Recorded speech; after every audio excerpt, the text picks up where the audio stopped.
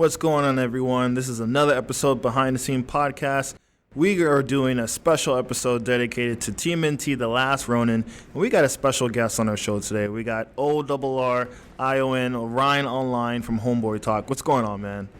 What's up? Hey, thank you for featuring me on your platform. I've been listening to Behind the Scenes for a while now, and it seems like you guys are pretty good at keeping up with the comic book industry and pop culture. So I listen in, and I enjoy what you guys got going on. And hopefully, we both our platforms, they kick off and become extremely successful. And sure, I'm wishing you the best of luck with everything else that you got going on. Hey, shout out to Uncle Jack.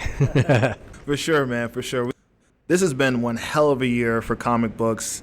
Near the end of 2020, we got the Ninja Turtles with The Last Ronin, almost a pipe dream of a storyline from the original creators. You have Kevin Eastman, we have Peter Laird, drafted their storyline from over 30 years ago, 20 pages or so, got rediscovered from Kevin Eastman, and is resurfaced, and they actually putting this together for a 5-part miniseries, and the hype is real. First printing was heavily underprinted. So one of the things with Ninja Turtles, before we get into Last Ronin, it's no secret that Ninja Turtles came from a comic book series. And for years now, Ninja Turtles have achieved such a success, commercial success with movies, television, action figures, everything.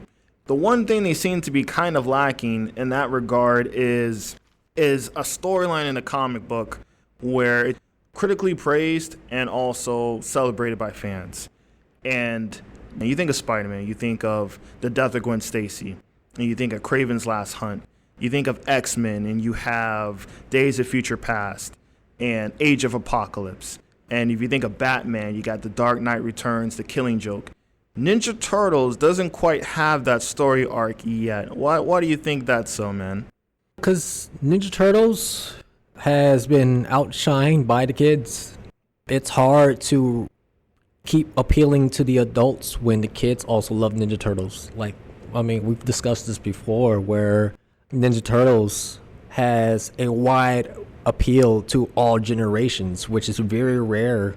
You'll have you have the Spider-Man that does that for you, and you'll have Batman that does that for you. But Ninja Turtles as a team, I think they're the only ones that's able to do that, to appeal to all generations openly.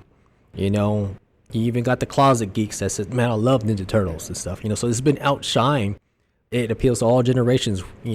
I've grew up with the cartoons, and I grew up with the movie. The merchandise sells, and the comic books, they've done enough from evolving from Mirage to now going to IDW, and they had their run with Archie and stuff. They've done their best they can to keep the collectors involved and the adults involved, but I think the only time that we've seen anything adult oriented is when Mirage kicked it off first, when they were violent, but then we get a small little pocket of it when the Ninja Turtles hit the big screen for the first time as Jim Henson's creations, which is a little bit more adult oriented, because there's some jokes that we didn't get as a kid.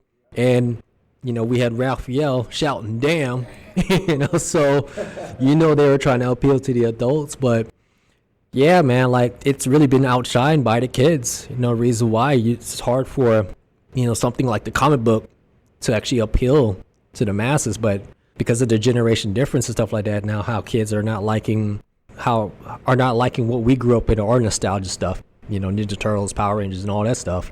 They're into Fortnite and Minecraft and all that goofy shit, Now it's about, I think it's our generation taking back what's ours. So this is the direction that Ninja Turtles need to go. For sure, man. And we definitely need to do a discussion about that first TMNT movie, the Jim Henson puppets, because that shit, honestly, I think is an underrated classic, and I don't think it gets the notoriety that it should within comic book superhero-like movies, because that first TMNT is still yet to be topped. But that's a discussion for another day, man. Let's go into The Last Ronin.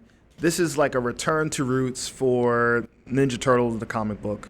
We have the original creators having an influence on this storyline. This is dark, gritty, and grim future of the Ninja Turtles with this Last Ronin character. And spoiler alert, So if you haven't read it yet, pause, stop playing this, and go read the book. Get it digitally if you have to, because I know physical copies was hard as a bitch to get. Go ahead, handle that business, come back here. This Last Ronin storyline, man, it's really gotten hype. It's really getting the appeal for non-TMNT fans to look into this comic series and see what they're cooking up with this, man. And we got the issue the other day, and that shit was, we went through like 3 shops. I went through 7 phone calls to get this bitch, and we slowly learned that this was a hotter commodity than we thought it was going to be. And after reading the first issue, man, what's your first impressions on what they have for this first part? I'll actually tell you right now, I'm one of the guilty and probably the few that would say that I'm not that hardcore of a comic book reader. But this one, I read every word. I've read every word. I was tuned in. I didn't let my ADHD fuck me up. I actually read and enjoyed every panel. First impression stuff, I love the artwork. I love the panel stuff. I love how comic books has evolved over time. They gotten out of the tradition. Just seeing the appearance of Last Ronin, to be honest with you, I looked into it and I had trouble defining the voice that I wanted to hear when he spoke, because I came in not knowing who it's going to be, because your mind has got to formulate and give you that imagination and stuff like that of who it's going to be. So I had trouble defining it. So at first, I had it in the voice of Leonardo at first. And I read through it and stuff like that. And then you started picking pockets of information saying it's like, he's a little bit a cheeky kind of person now. So Leonardo's not known to be cheeky. So they got right into it. They didn't really just do a backstory, like the build-up. They just gave you Last Ronin, jumped in, and kicking ass and stuff like that. And what you thought you were reading self-dialogue was not self-dialogue at all. He was in communications with the spirits of his brothers. So I was like, okay, so they're really, really leaning there. All right, so I mean, there's been hints that that's what's been going on, but they're really, really leaning into it. So you're seeing what he's doing. He's swimming into the city like Metal Gear Solid and shit like that, doing secret agent task or something like that. But he's coming to the city and stuff like that, and and he came into a whole new future of the city. It's completely different, and we're looking at years ahead, flying cars. I think they said 20, 40, 20, 50, 60. I know you guys gonna correct me in the comment section below and stuff like that, but we're looking at maybe 30 years after Ninja Turtles lifestyles and stuff like that. But yeah, he's coming in. You're seeing everything else is going on. How he's accepting the world around him, because from my understanding, he's kept himself away from the world because of the outcome of his brothers and stuff. Now that he's back, he seems like he's got an agenda on board. But now as I read further and stuff like that, it seemed like that the Last Ronin, as I got closer and closer to the end of the comic book, my second generated thoughts of who the Last Ronin was exactly what the fans had speculated, and how I finally read into his voice after I started seeing his cheekiness. You spoiler territory and stuff like that. We all know that the Last Ronin is Mikey. Majority of the comic book was him kicking ass. Then at the end, it was it's a backstory of what was going on. Kind of like daydreaming of, kind of like reminiscent of the time he spent with his brothers and stuff like that. And then at the end of the comic book, you start seeing that he woke up and you see April O'Neil talking about like, what's the matter? It seemed like you had a bad dream or some shit like that. Yeah. I'm paraphrasing something like that, but yeah, she basically told everybody in the end. I said, "Are you okay, Michelangelo?" And I was like, there he is. There it is. Nice reveal. Yeah. Nice reveal right there.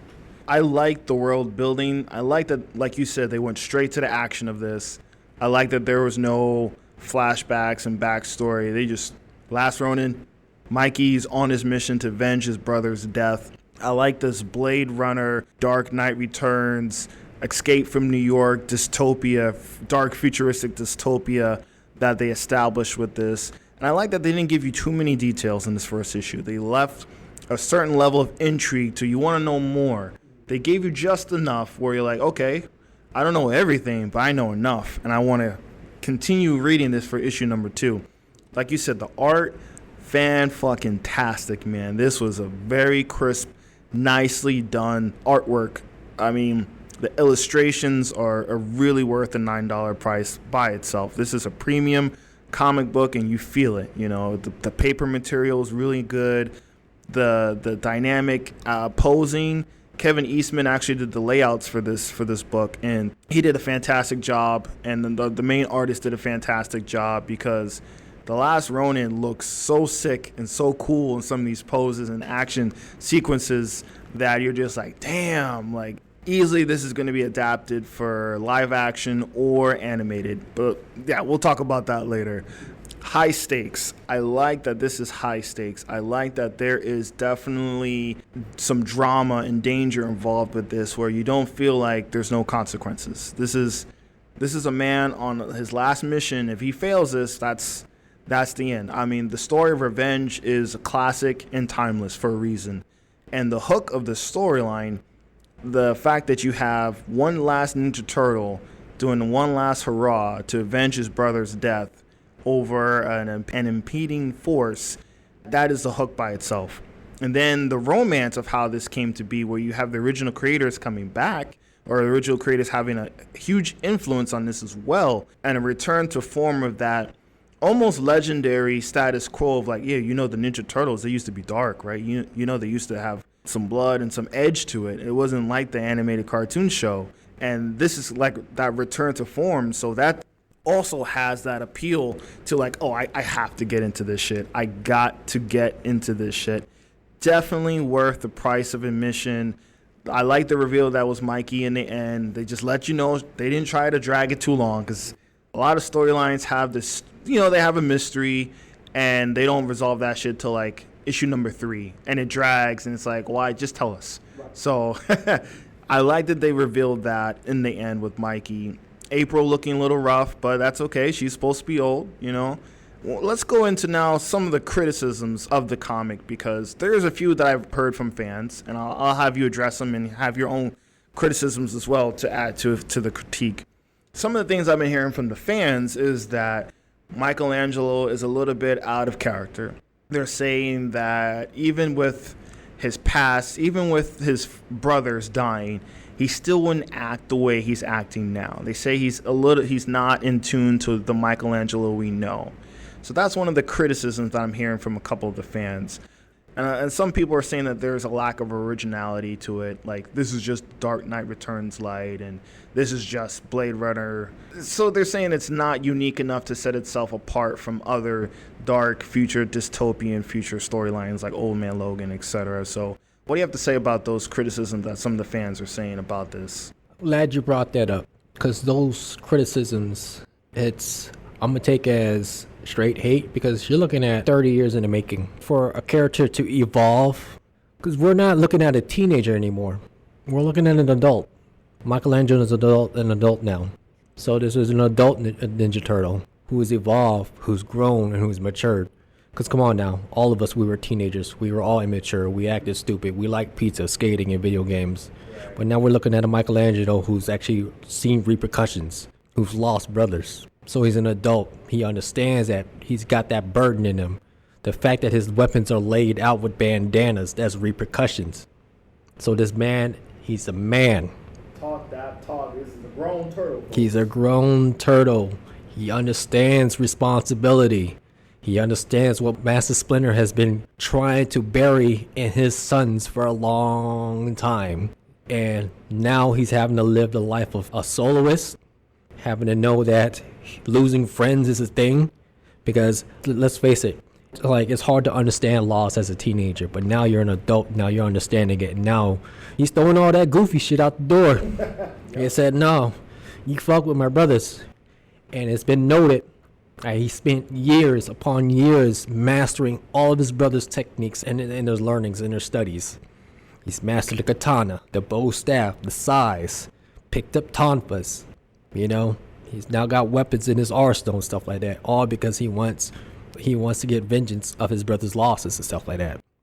Now, for the people that are sitting there, says like this is unoriginal stuff like that. Keep in mind, this is 30 years in the making. This is Kevin Eastman and Peter Layer's vision 30 years ago. Now, 30 years ago, there wasn't no rebel hero and stuff like that. This was the original idea. This is come on one of those things where like there's people out there whose vision has not seen the vision till years later, you know. So Kevin Eastman and Peter Laird, they already had this vision. They just didn't know how to put it out in the public.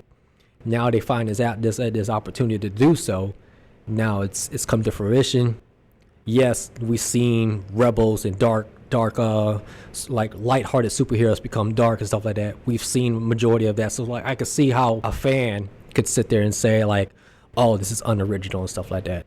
You know, I said, man, this is 30 years in the making. You can't discount what because like, you know, Kevin Eastman and Peter Laird, their history was these turtles were dark. He's trying to bring that back. And Michelangelo, everybody else's confusion with Michelangelo is like, why Michelangelo? You know, he's the goofy type. Keep in mind, like from the reports that I've read here, he was the heartwarming turtle that made you fall in love with Ninja Turtles, but was the least popular. And this is from the reports. He was the least popular. This is what Kevin and Peter said. Their favorite turtles were Leonardo, Raphael, and Donatello. Michelangelo was the least favorite of them all. But then over the fandom, everybody's tend to like Michelangelo. If you were to ask me the question, who are my favorite turtle, I can't answer that question because I love each of them respectively equally, you know, because they've all represent each one of my personalities, you know. But Michelangelo happens to be the least favorite one of them all. So this is the reason why they try to rewrite this character to have more discipline, you know, and grown up. So for him to grow up and mature, he has to experience consequences, you know, and he's got to experience hardships. And losing your brother will toughen your ass up real quick. One of my criticisms, I'd have to say, would be some of the designs of The Last Ronin. When it comes to the foot soldiers, cyborgs, I didn't think they look foot soldier enough. I thought they were a little bit generic in terms of the design. I prefer them to be humans, but you know, if you have Mikey slashing and cutting and doing all these other things, it could be overly graphic. I understand this is a storyline intended for mature readers. It says so in the book itself. And they could be saving that entirely for their next couple issues for sure. But I think the foot cyborgs could have a little bit more of a Foot Clan influence on them. They looked a little bit just too generic, in my opinion. Seeing the Mousers, that was pretty cool. That, you know, that got me some retro feelings from the video games and, you know, the shows and everything like that. I didn't know that this book was going to be so action-packed. I did not know, like, this thing is legitimately like a full frontal assault by Mikey to get revenge. And so I was a little bit, it kind of lost me a little bit near the end because he was getting it a little bit too easy. You know, he's just beating the shit out of these cyborgs, and they get more difficult as the closer he gets to Shredder's grandson, Oroku Hiroto. I'm probably butchering it, but yeah, Oroku. And when he was getting closer to him, I was like, come on, man. Like, is he really going to reach him, and that's going to be the cliffhanger? And I'm glad that my suspicions were eased, because when that giant mouser hit him from the top, almost the top floor of the building, and he kept falling.